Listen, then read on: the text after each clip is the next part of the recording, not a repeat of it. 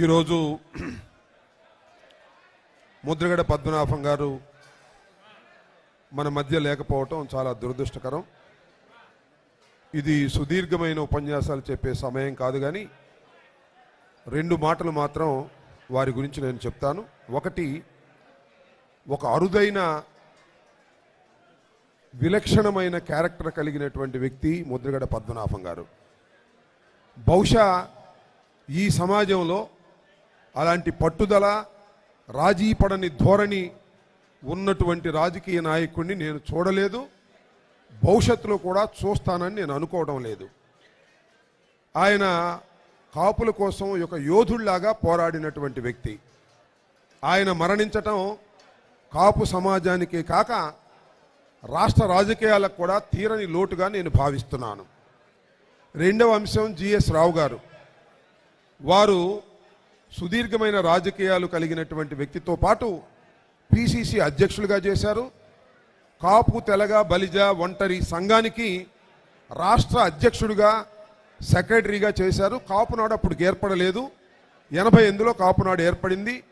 ఆయనకు కూడా ఘనంగా నివాళులు అర్పిస్తడం జరుగుతుంది.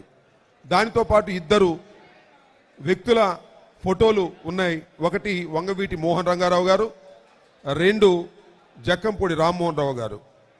వాళ్ళిద్దరూ కూడా ముద్రగడ పద్మనాభం గారి లాగా పోరాట యోధులు. వారందరినీ స్మరించుకుంటూ ముద్రగడ పద్మనాభం గారికి ఘనంగా నివాళులర్పిస్తూ, జిఎస్ రావు గారికి ఘనంగా నివాళులర్పిస్తూ, జోహార్ ముద్రగడ పద్మనాభం, జోహార్ జిఎస్ రావు. Thank you. రాజా.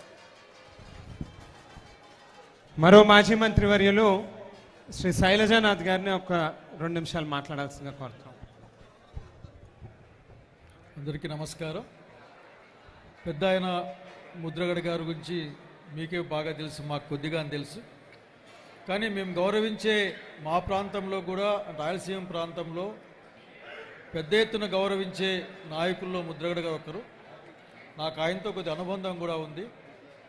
ఆయన రాజకీయ నాయకుడే కాదు, ఈ సమాజాన్ని సంస్కరించాలనుకున్న ఒక మహానాయకుడు నాయకుడికి. అట్లాగే ఈ సమాజంలో ఉన్న అణగారిన వర్గాలు ఎప్పటికైనా బాగుపడాలి, ముందుకెళ్ళాలి.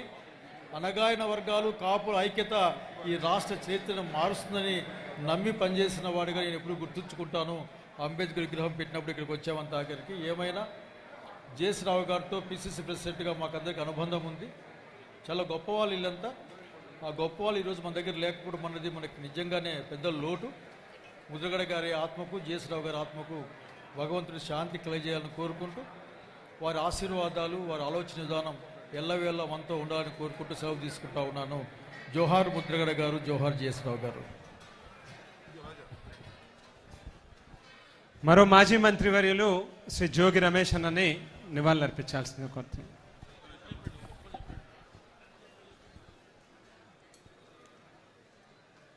చరిత్రకారుడు, చరిత్ర పుటల్లో నిలిచిపోయే గొప్ప వ్యక్తులు ఈ వేదిక మీద, ఈ స్టేజ్ మీద ఈరోజు ముద్రగడ పద్మనాభం గారి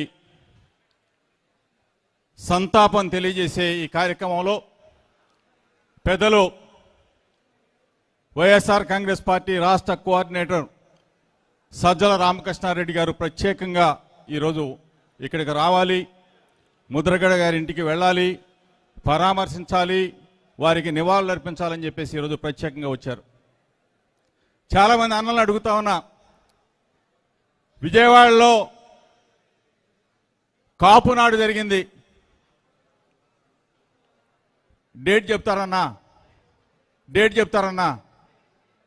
ఏనా రాజా, రాజా మీ వాళ్ళకి ఎవరికి డేట్ తెలీదు. నేను కాపు కాదు, నేను బలహీన వర్గాల వ్యక్తిని, గౌడ సోదరుడిని.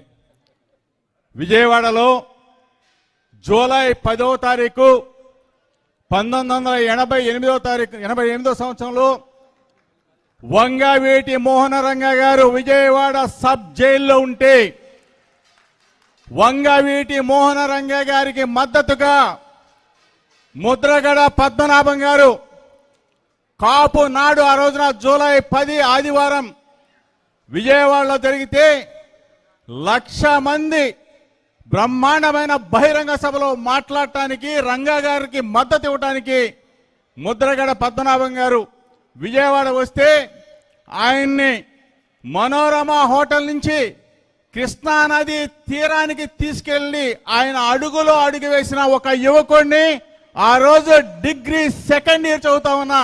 నేనేమి మీ కాపుని కాదు, నేను బలహీన వర్గాలని గౌడ.